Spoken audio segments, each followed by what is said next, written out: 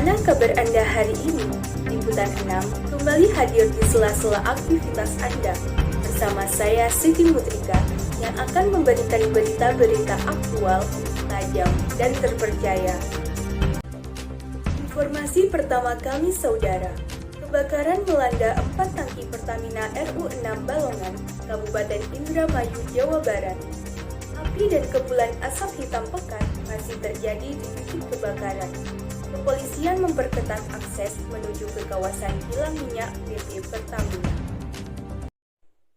Kobaran api masih menyala di 4 tangki kilang minyak di kawasan Pertamina RU6 Balongan, Kabupaten Indramayu hingga Senin pagi 29 Maret 2021. Makan kepulan asap hitam pekat membumbung tinggi menyelimuti langit Indramayu. Petugas gabungan pemadam kebakaran dari wilayah Indramayu Kota dan Kabupaten Cirebon masih berjibaku memadamkan api dengan puluhan unit kendaraan pemadam kebakaran. Sejumlah ruas jalan menuju kilang minyak ditutup. Warga sekitar kawasan Pertamina mengaku masih syok dengan kebakaran yang disertai ledakan dahsyat. Sebagian besar warga mengungsi ke pendopo Indramayu dan Bumi Patra. Sementara itu, ada 5 warga desa Balongan yang mengalami luka bakar akibat terpercik api dan bahan bakar dalam kebakaran kilang minyak Pertamina. Kelimanya terluka akibat panik saat keluar rumah untuk menyelamatkan diri. Ada pula warga yang terluka akibat tertimpa puing bangunan yang runtuh diterjang ledakan kilang minyak. Saat ini, kelima korban masih menjalani perawatan intensif di rumah sakit.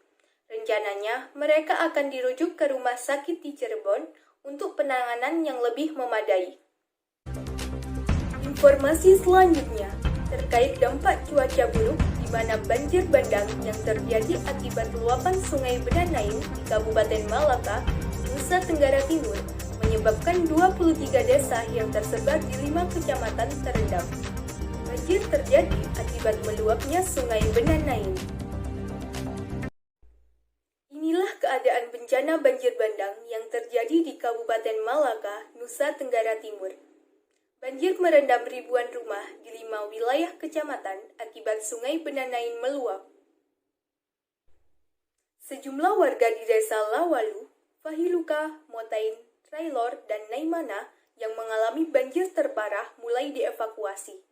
Kedalaman banjir di lokasi ini mencapai 2 meter. Warga menyelamatkan diri dengan perlengkapan seadanya, setelah sebelumnya menyelamatkan barang-barang berharga di atap rumah.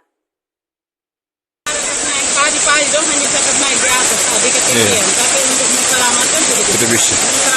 Ini hanya barang-barang ijazah. Hanya ijazah saja yang bisa kita bawa. Karena Benar, kita tidak mampu beli lagi. Yang lain-lain mungkin kita... Awas, tapi lewat. Di Naimana, di Lawalu, di Fahiluka, di beberapa desa di sebelahnya yang terkurung banjir setinggi 1 sampai 2 meter. Kita coba tadi pagi, karena sinyalnya sangat terganggu, kita coba koordinasi dengan Kapolres, kemudian Koramil. Pemerintah daerah Kabupaten Malaka terus berupaya agar warga korban banjir selamat dan aman. Koordinasi bersama tim gabungan terus dilakukan untuk mengevakuasi warga dan menyalurkan bantuan. Informasi lain saudara, dari 153 warga negara India yang tiba di tanah air, 12 orang diantaranya dinyatakan positif COVID-19. Selanjutnya, mereka akan menjalani karantina di sebuah hotel bintang 4 di kawasan Penjaringan, Jakarta Barat. Terkait kedatangan 160 warga negara India dan WNI yang tiba dari India, Satgas COVID-19 DKI Jakarta telah memberlakukan karantina bagi mereka di sebuah hotel berbintang di Jalan Gajah Mada, Taman Sari, Jakarta Barat. Dalam keterangan persnya Sabtu pagi, Pangdam Jaya Mayor Jenderal Dudung Abdurrahman mengungkapkan dari 153 warga negara India yang tiba di tanah air, 12 orang diantaranya dinyatakan positif COVID-19. Mereka yang positif kemudian dikarantina di sebuah hotel bintang 4 di kawasan Penjaringan, Jakarta Barat.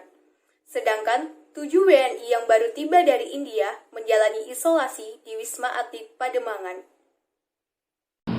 telah didata ada 160 orang warga negara asing dan warga negara Indonesia yang datang dari India. Hasil swab dari 160 orang ini, 153 warga negara asing asli dari India, ada 12 orang yang dinyatakan positif. Kepala Staf TNI Angkatan Laut Laksamana Yudo Margono menyebutkan berdasarkan kamera citra bawah air dari tim pencarian KRI Nanggala 402 diperoleh kontak visual kapal selam buatan Jerman tersebut terbelah menjadi 3 bagian di kedalaman 838 meter. Kasal juga menegaskan KRI Nanggala 402 tenggelam bukan karena adanya faktor human error atau kesalahan manusia. Dalam keterangan pers Minggu sore, Kepala Staf TNI Angkatan Laut Laksamana TNI Yudo Margono menyebutkan dalam pencarian hari keempat Sabtu kemarin, KRI Rigel mendeteksi KRI Nanggala 402 melalui multibeam echo sounder. Namun, karena KRI Rigel hanya mampu beroperasi di kedalaman 800 meter, maka pencarian dilanjutkan oleh Singapura dengan menerjunkan Remotely Operated Vehicle atau ROV. Dari citra bawah air terlihat KRI Nanggala 402 terbelah menjadi 3 bagian di kedalaman 838 meter. Ini adalah kemudi horizontal, ini kemudi vertikalnya. Nah ini badan kapal. Ya bagian buritan badan kapal. Yang ini yang lepas dari badan utama yang berbadan tekan. Kasal juga menegaskan tenggelamnya KRI Nanggala 402 di perairan utara Bali bukan karena faktor kesalahan manusia atau human error. Ini bukan atau tidak human error, jadi bukan human error. Karena saat proses menyelam itu sudah melalui prosedur yang Dengan kondisi KRI Nanggala 402 di kedalaman 838 meter, tim evakuasi TNI Angkatan Laut akan berkoordinasi dengan ESMERLO, International Submarine Escape and Resuscitation Office, untuk pengangkatan badan kapal selam.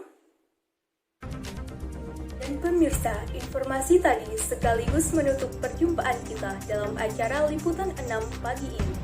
Saya, Siti Mutrika, mewakili seluruh kerabat yang bertugas, mengucapkan terima kasih, selamat beraktivitas, dan sampai jumpa.